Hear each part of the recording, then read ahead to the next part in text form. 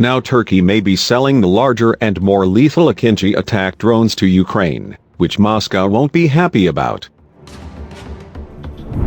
I believe that Akinci can be a strategic tool for Ukraine as well, that we will see it in Ukrainian skies as well. Haluk Bayraktar, CEO of Turkish drone manufacturer Bayraktar, told Ukrainian defense publication Defense Express. We were actually prepared for this.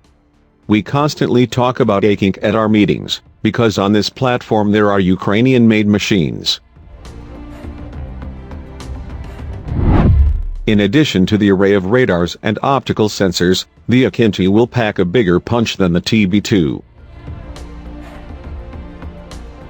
The Akinci will carry a wide range of weaponry, including the same smart micro-munitions MAML as its predecessor Bayraktar TB-2 in addition to the general-purpose bomb, according to Forbes.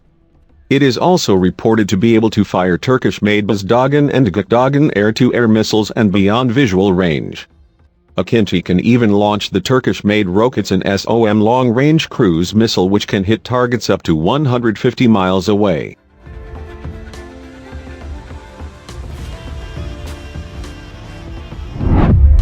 The advantages of Bayraktar Akinci.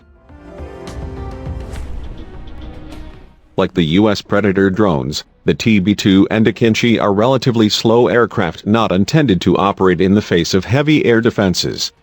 Although attack drones made by Turkey and Israel were used with devastating effect by Azerbaijan against Armenia during the 2020 Nagorno-Karabakh conflict, Russia has more and better equipment to shoot down or jam drones.